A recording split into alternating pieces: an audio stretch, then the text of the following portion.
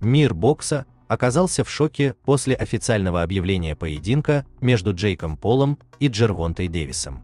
I think that's terrible. Why? I mean, I get it because at the end of the day, it's the money business, and you want to make the most money. But from what I'm hearing, he can make more money in a fight with me. And if that's the case, why not fight me? Sure. Do you think he beats Jake Paul? Do I think he beats Jake? Yeah. I mean, Now looks like that Jake Paul is fighting one of Anthony Joshua's legs. He's fighting Gervonta Davis, somebody who's a quarter of his size. I don't even know what's going on. How I feel, I've seen Jake Paul. Jake Paul can fight, okay? He can fight. Which is why I got Jake Paul knocking out Tank Davis. Заявление, опубликованное Джейком в Instagram, было столь же поэтичным, сколь и кинематографичным. Размер против скорости. Сила против точности. Один поднимется, другой падет. Из Атланты, в прямом эфире для всего мира, только на Netflix, пятница, 14 ноября. Эта фраза идеально отражает формулу, на которой Джейк Пол построил свой имидж. Хайп, драма и зрелище. Представив бой как столкновение противоположностей, свой размер против скорости Тэнк, Джейк подал его как сражение архетипов, почти как сюжет фильма. Контракт с Netflix придал событию еще больше легитимности, гарантируя, что поединок увидит глобальная аудитория. Сообщество бокса было еще более удивлено, когда журналист Ифн Баксин поделился в Твиттер объяснением Джейка Пола.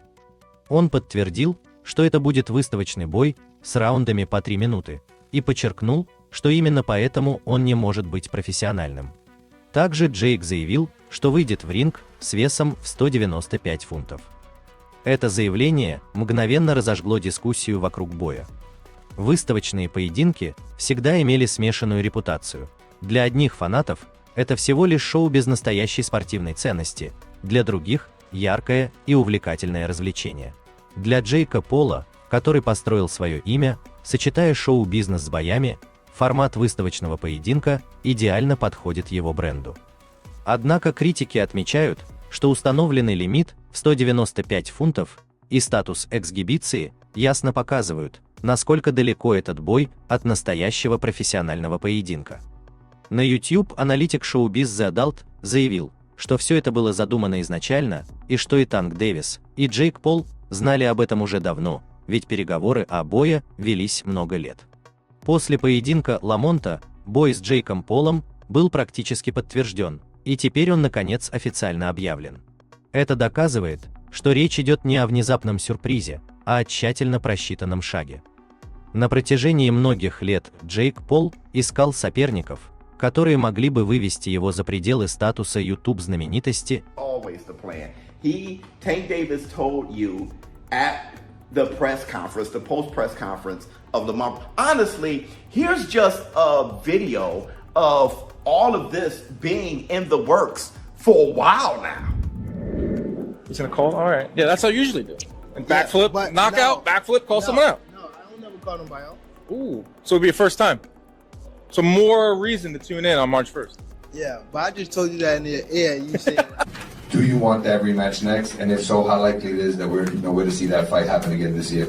Is that the one you want next? It's definitely the one I want next, but it's not gonna be next. Oh, well, what is? You might see it in a minute.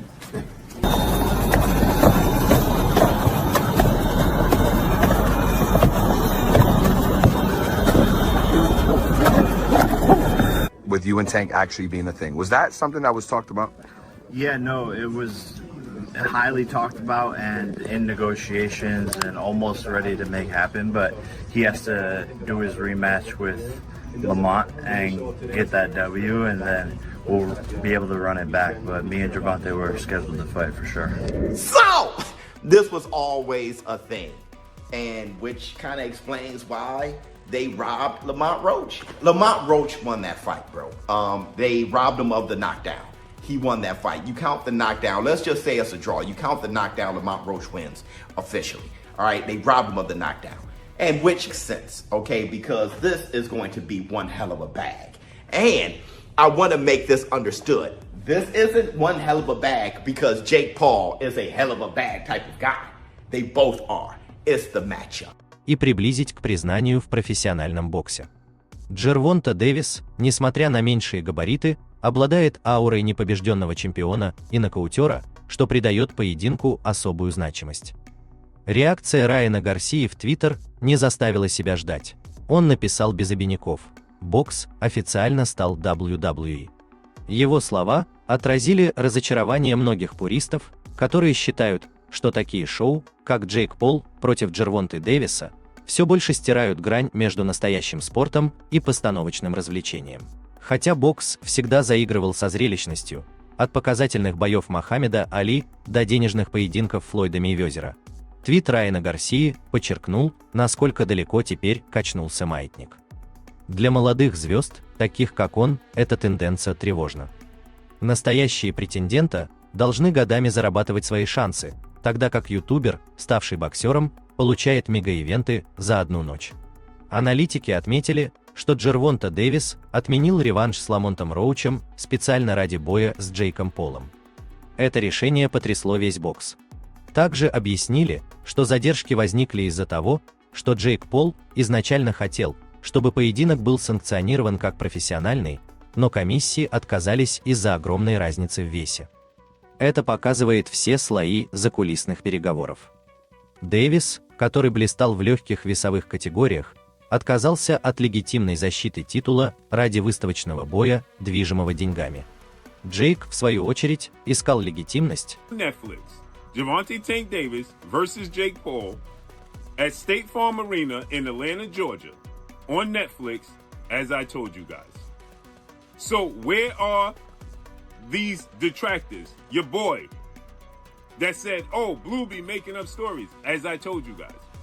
The issue with Jake Paul and Gervonta Tank Davis, the issue was that Jake Paul wants the fight to be a real fight, and the boxing commission will not sanction it to be a real fight because of the weight differences, the weight discrepancies. So because of the weight discrepancies, right?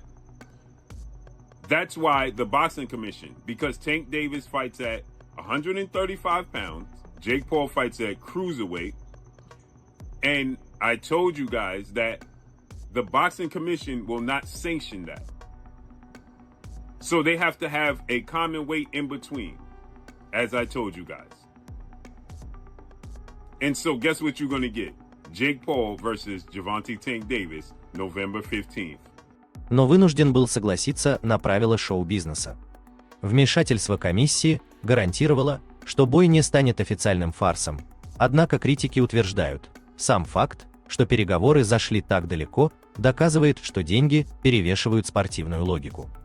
На фоне всего этого сам Ламонт Роуч вышел в X и написал коротко: «Я же говорил, LOL». Его реакция капала иронией. Как человек, лишившийся реванша из-за шоу, Роуч показал, что предвидел такой поворот. Но за этой насмешкой скрывалось разочарование. Его карьеру отодвинули ради выставки. Его слова стали напоминанием о побочном ущербе, который несут такие денежные бои. Боксеры, пробивающиеся по рейтингу с трудом, часто оказываются в стороне ради столкновений знаменитостей. И посреди этой бури шоу-биз The Adult вновь подлил масло в огонь громким заявлением, что Джейк Пол финансово очень силен, к тому же он стал физически мощным и теперь умеет драться, и утверждает, что нокаутирует Тэнка Дэвиса. Эта перспектива подчеркивает трансформацию Джейка Пола в общественном мнении. Его уже не воспринимают просто как ютубера-деструктора, все чаще его видят как реальную угрозу на ринге. Райан Гарсия снова написал в Твиттер: «Кстати, если бой состоится, я поставлю на тяжеловеса». Эта реплика добавила новый оттенок к его сравнению с WWE. Несмотря на критику шоу, Гарсия признал суровую реальность бокса: вес имеет значение. При 195 фунтах Джейк Пол получает огромный перевес над Дэвисом, который естественно выступает в легком весе. Еще до Дэвиса амбиции Джейка шли дальше. Появились сообщения, что он вел переговоры с Энтони Джошуа, гигантом супертяжелого веса и бывшим объединенным чемпионом. Хотя разговоры так и не материализовались, сам слух показал, что Джейк постоянно ищет способы потрясти мир бокса. Listen, my people, we were all led to believe that Jake Paul was in negotiation to fight Anthony Joshua next up. We've heard from Jake Paul himself. He called Anthony Joshua. Anthony Joshua seemed like he was happy to take the fight.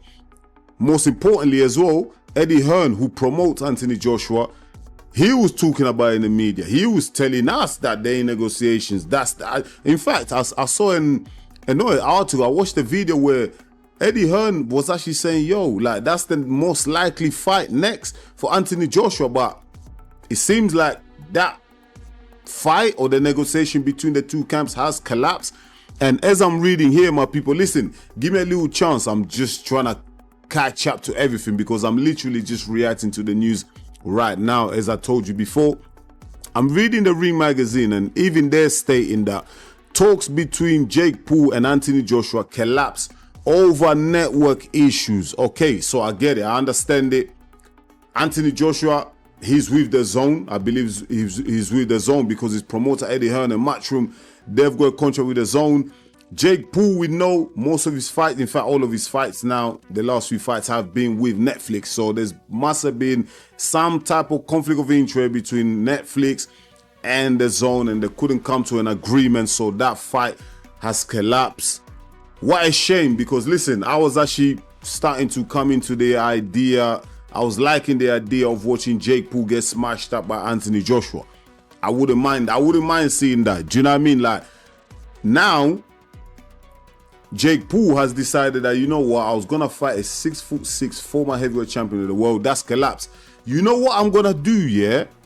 I'm gonna go fight a lightweight who's about 5'3" and 135.